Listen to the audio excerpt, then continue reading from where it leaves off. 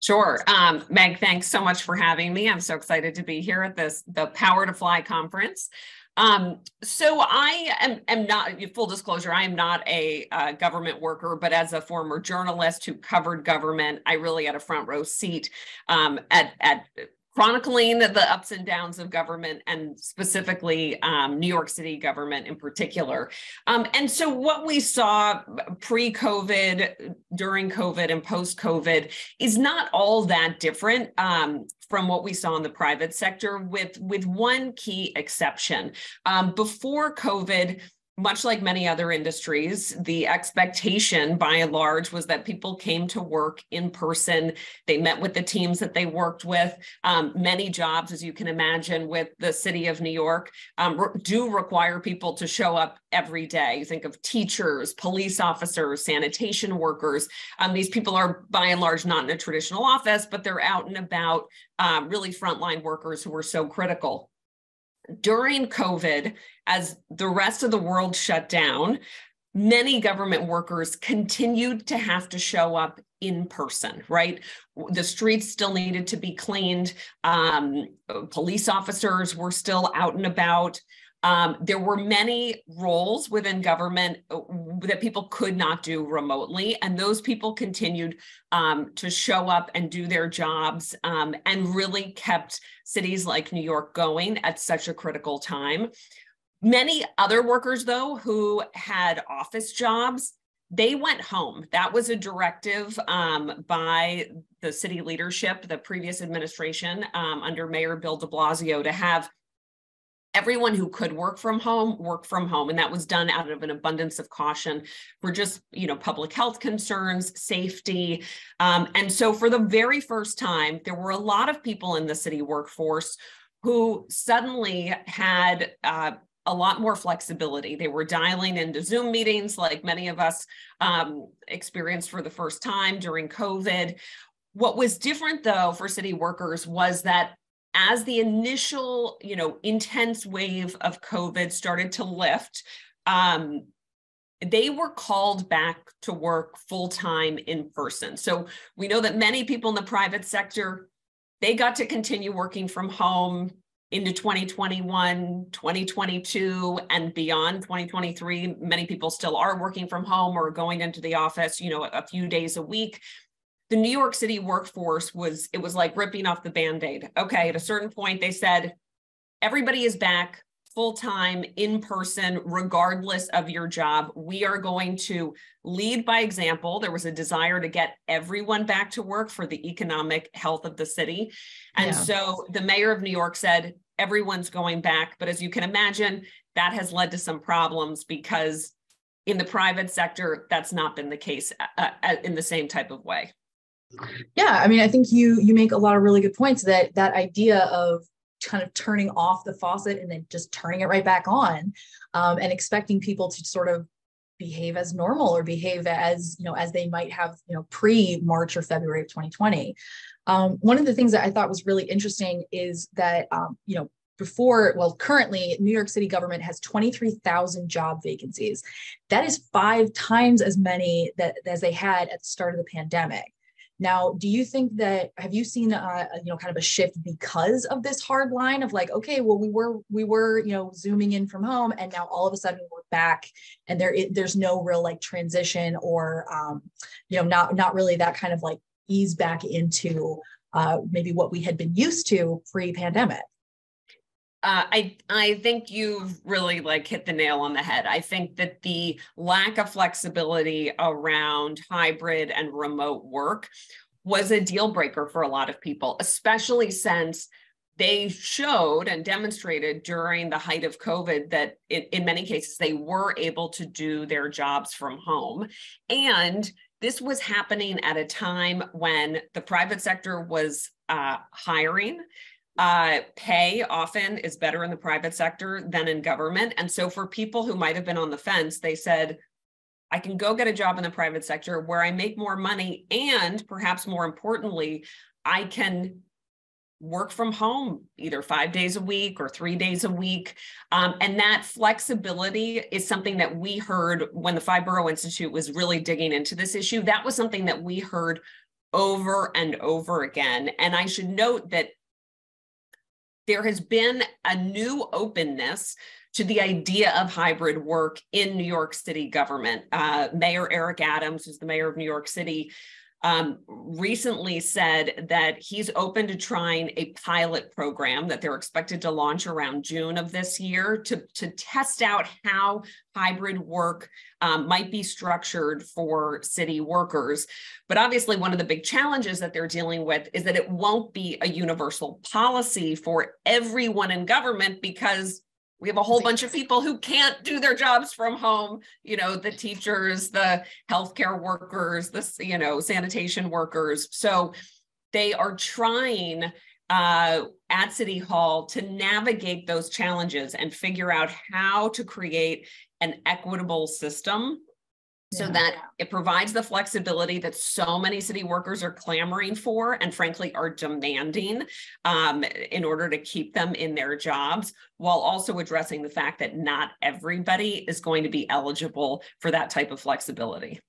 Yeah, and I really like that you keep coming back to this idea that, these jobs have been proven to be able to be done from home. Like at minimum, we've proved over the course of the pandemic, there are so many more jobs that people never thought could even be hybrid, let alone remote.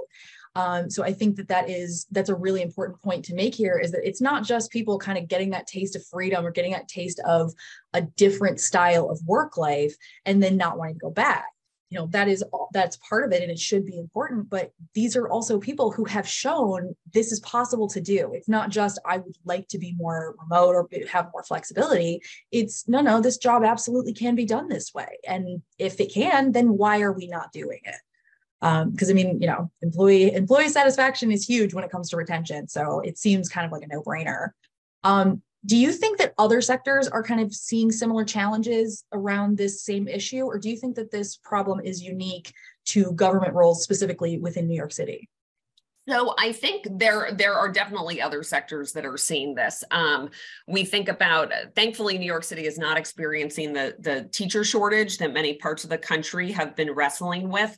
But we're seeing in education, many school districts around the country having a very hard time recruiting and retaining the teaching staff that they need.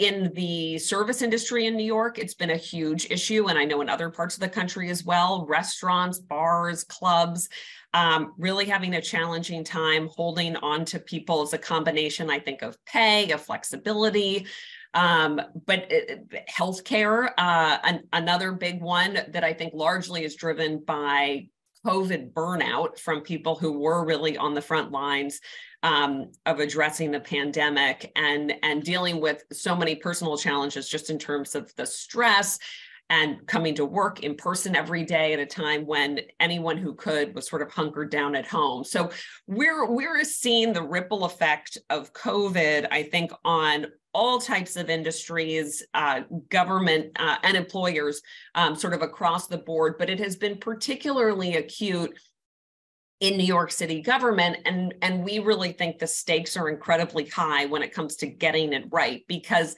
that workforce is in charge of the delivery of so many critical services to New Yorkers across the board, but especially to some of the most vulnerable people who live in the city. And this is such a time of crisis and challenge for so many families. And so if we don't get the workforce in city government right, if we have 23,000 vacant positions and we're not recruiting for the future, there are already significant impacts on service delivery that we chronicled in our report on this issue at 5 Borough. But we think really the stakes are too high, that we can't let this continue as is. And so we've been really supportive of any and all efforts. We have sort of a series of recommendations that we think that city government should follow to recruit and retain the workforce that is needed right now for New York City. Yeah, and that actually leads us in really nicely. We did get a question from the chat. If y'all have questions that you want to ask Grace, or you have comments on what we're talking about today, please feel free, add questions or comments into that group chat. It's on the right-hand side of your screen. We've got people there, kind of feeding us those questions. So hopefully we can get y'all answers today. Okay, so let's talk about some of the ways to make it more appealing. Lenny, I hopefully I'm pronouncing your name right, had asked in the chat, how can employers make it more appealing for people to come into the office? I've been hearing kind of, small incentive things that people have done, but what are you seeing, or what do you think should be, top of mind, or, something that can make this more of an appealing idea for people who, like you said, a lot of these positions have to be done in person. Right. And for the jobs that have to be done in person, I do think that those employees fundamentally understand that they have signed up for a specific type of career or role. If you're a teacher, I think there's an expectation that you understand that being in the classroom every day is part of the bargain that you agreed to when you went into teaching, right? Same with being a police officer, or a nurse, or someone who works in our healthcare system. I think what is more challenging are the people that you alluded to earlier in our conversation, who showed during COVID that they were able to do their work from home. And I think they're, frankly, based on our conversations with many folks inside of government and then those who have left, I think it comes down to just wanting to be respected as a professional and an adult. And so if they have proven that they can be an effective worker while dialing in from home, then they want some of that flexibility. I will say that one of the issues that other employers I don't think wrestle with in the same way has to do with the idea of the economic recovery of New York City in general. So if you're the mayor of New York, there is a problem. It becomes hard to say everybody who can work from home should just work from home, no big deal, when you know that huge parts of Manhattan, Midtown Manhattan, central business districts are really struggling because they're not seeing the kind of foot traffic that existed during pre-COVID times, when people would go out to lunch, or after dinner, after work drinks, or a dinner, or go see a show. If you're staying at home, you're not sort of frequenting those same businesses. But what's interesting, and what we have seen in New York, is that people who are staying home, we're seeing more economic activity in more residential neighborhoods across the city. So it's shifting. If you're working from home, you might still be going out to pick up a sandwich or some food for lunch. You're just not going to the place in Midtown. You're going to the place down your block. So we're seeing a little bit of an economic activity shakeup within the city. But I think that's also been top of mind, certainly for the mayor, in terms of sort of trying to get New York back to where it was before. But these things are going to really take some time. And I think people want, especially in government, want to be given some more flexibility over their schedules, over their commutes, how they spend their time. And I think we are seeing a move in that direction with the pilot program on hybrid that's coming for city government, which is a real acknowledgement, I think, that from the mayor of New York, that really the future of work is going to be different from what it was. I think that's a really good point. I love what you're saying about this idea of like the shift in kind of the economic fallout from this. Like you're saying, the business district might not, or the banking district, financial district might not have the kind of foot traffic it had, but the idea is that now that we are slowly kind of reemerging from our COVID caves, like you said, we are still going out and spending. We're just doing it in different places, or maybe in different sectors or different industries than people had thought of before. I mean, I remember like right at the beginning of COVID, you could not get workout equipment for your house anywhere. You could not get, like patio furniture, stuff like, kind of like jazz up your backyard, because people were staying home more, and it was gone, nowhere, couldn't find any. And so I think it's really interesting to see some of the ripple effects economically that might be coming down. And you're right, New York City is a great microcosm of that, because it's a city, but it's not just a city. I live in Toledo, Ohio, and even our biggest city is Columbus, and that it still holds, nothing in comparison. So I really, really love that we're kind of looking at this in the microcosm, because there are, far-reaching implications for that across the country. Now, okay, so let's talk about, the idea of government. There are a lot of people who argue that government is already too big or too, too entrenched in our lives, or there's too many, kind of bureaucratic people within the system. And for people from this opinion side, think that it's a good thing that there's so many vacant jobs. This idea that maybe belts need to be tightened, maybe certain positions don't need to be a thing. What do you think about this opinion? Sure. So I think it's a good point to raise, and certainly right now, given kind of the uncertain financial outlook for the city of New York, budget is always top of mind, but feels especially top of mind right now. That said, there is a significant difference between strategically deciding to shrink government and shrinking it based on attrition. And what we're having right now in New York City, at least, is government shrinkage, for lack of a better term, based on attrition, which means that it is very sort of haphazard, and there are suddenly big gaps with one team, but maybe another team is fully functional and operational. And that has led to a lot of cascading problems and really a negative snowball effect where, maybe one person from a team leaves, the rest of the team is left still sort of shouldering the burden of that departed employee, and then somebody else does. And then the folks that are remaining are doing more and more work with fewer and fewer people. So at this point, we don't necessarily think that all 23,000 of these vacant jobs need to be filled, but we think that the highest priority ones do need to be filled. And we think that the city of New York needs to really look to the private sector and be much more proactive when it comes to being an employer and going out and actually recruiting top talent to come into government. Traditionally, government has been very passive as an employer, right? There is a very difficult to navigate jobs website that lists tons of jobs that are open, and they sort of wait and see who comes to them, and they filter through those resumes and applications. But it's different than what we see happening in the private sector, which is very proactive, use of either in-house recruiters or contracted recruiters to go out and try and connect with people who maybe even aren't looking for a job, but convince them that they should come and pursue an opportunity with such and such company. So I'm happy to report that there has been a shift in sort of the proactiveness from city government, at least in New York. They've started holding a series of hiring halls around the city where they're going out into different communities.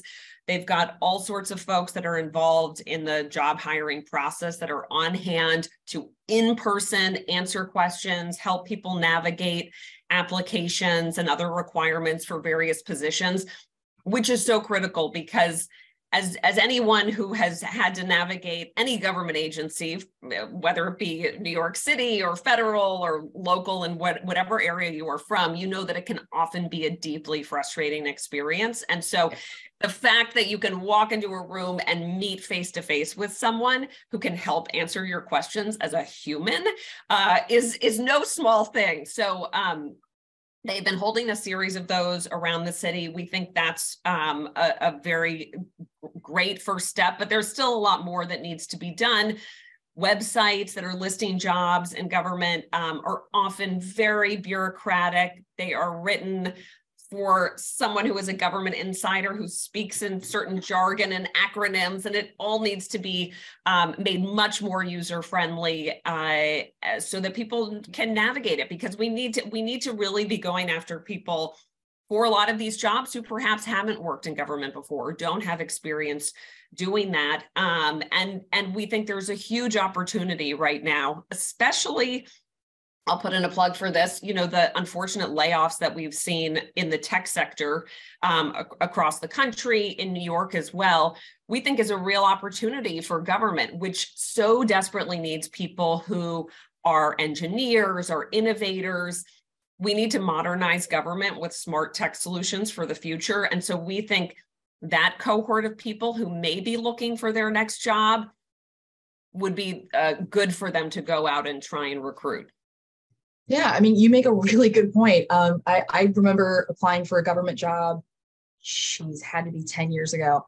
And it was frustrating to say the least. And I even had the benefit of knowing some family friends who were in government work. And I was able to call and say like, hey, what does this mean? And it was honestly still surprising the number of people who'd been in the government sector for years, if not decades. And they were like, yeah, I'm not real sure about that. You'll have to ask someone else. And so, yeah, this idea of trying to make it a lot more transparent, a lot more understandable, accessible for people is absolutely huge. Now, do you think that there are any specific things like that need to be part of, part of the, I don't want to say incentive necessarily, but some of the reforms or some of the changes that really need to be made so that these jobs can be filled? Yes. So I think there are a couple of things. One thing, and this is specific to what we're seeing in New York, is that even when in working on our research for this, even when people did want to come in to work in government, the timeline to hire them was abysmally long. It would often take 6 to 9 months for someone to go from, yes, I want this job, to actually being given the official green light that they could be brought on. That's because all new hires have to be approved by the city's budget office. So talk about a bureaucratic backlog. Nothing was happening very quickly. And so as you can imagine, if you are a in-demand employee, you don't have 6 to 9 months to wait around to find out whether or not, the job is a go. And well, even if you're not in demand, like, right, especially right, for people who are waiting around for this, a lot of times you just can't wait. Right. Yes, exactly. If you need a job, if you're in a position where you do need a job, you're going to take the next one that's available, and it's not going to take 6 to 9 months to find out whether or not it's a go. So that's been a huge problem. That's a hurdle that internally needs to be addressed within city government. The website we talked about, which is incredibly difficult to navigate. One person that we spoke with who has been trying to get a job in government said, do they even want people to join? This is incredibly complicated. Why does it need to be this complicated? It's so much more complicated than applying for a job in the private sector, where things can move very, very quickly. And people are accustomed to that quick timeline where they know in relative short order whether or not this is going to be a match or not. And they can, go on their way and look for the next job if it's not a fit. So we think that needs to change. Hybrid work, we think, is key. One of our recommendations is that there absolutely should be a hybrid option for eligible city employees so that they can work from home at least 1 to 2 days a week and get that flexibility that we know so many people have been craving. And then we think that there are changes that can happen on the recruitment side and the retention side. We don't only talk about recruitment, but we think that that's very, very key in terms of attracting kind of the next cohort of city workers into government. But on the retention side, that's so important, and frankly is also a way to save money, right? It's a lot cheaper to keep someone happy and engaged in their role once they have already been onboarded, once they understand, they have institutional knowledge, they know how to be an effective member of a team or a leader. And so we think that the city of New York really needs to, much like the private sector does, have regular touch points with employees, conduct internal surveys to gauge employee sentiment and try and pinpoint either problem areas or issues and address them early on before they become a full-blown crisis and have people running for the exits. Yeah, and these are all excellent points here. Charlotte also had asked in the chat, government jobs have a reputation for being bureaucratic and inefficient. It does sound like a lot of the changes that y'all suggest would help to kind of modernize and streamline. Because you're right. I mean, this idea of like return to business as usual isn't really realistic, especially if it wasn't necessarily working before. Just because it wasn't quite as much of a pain point doesn't mean it wasn't, that everything we should just automatically go back to previous. And I love the commitment to that idea that, hybrid doesn't just mean like one day every month you can work from home, right? Hybrid is really introducing this idea of the flexible workspace and of work that works for people. If you have a position that is more appealing because that flexibility, you're not going to have as hard a time filling that position because you're offering something that people have said that they like and they want. One of the things, the conversations that we're having in this summit, a lot of our talks are talking about AI and the future of that in the workforce. Do you see this playing any bit of a role when it comes to, kind of the hiring needs of government sectors? Like, do you think that AI could be a positive impact here, or do you think that might be a little bit more negative for people who are still trying to make it, to find that next job for them? So it's interesting. Government is often a slow adopter of technological solutions and innovations. So what I think is like, we're sort of, I say we, but I'm not in government. I'm, outside and an observer and interact a lot with government, but we are very behind in government compared to the private sector when it comes to embracing and effectively utilizing tech in the delivery of services and the way government interacts with the public. And so, we're still looking for like functional apps that can be used by the people of New York to communicate with government. And we are still looking for pretty basic solutions, tech solutions, so that applications for certain kinds of housing don't have to be processed by hand, but that a lot of that could become automated. That's not happening yet. So I don't know that we are on the cusp of some kind of AI revolution within government. What I think probably will happen is that AI will be more quickly adopted by the private sector, and then government will follow once there is a more clear path in terms of what works, what doesn't, how this can be most effectively deployed. In the meantime, though, there is a real need because for tech innovations within government, because the public is so accustomed to using technology to solve problems, get answers, buy goods and services, all of that. And I shouldn't downplay the positive things that have been happening in New York on the tech front. There's a new website that's been rolled out. That's essentially designed to make it easier for people to interact with city government in New York.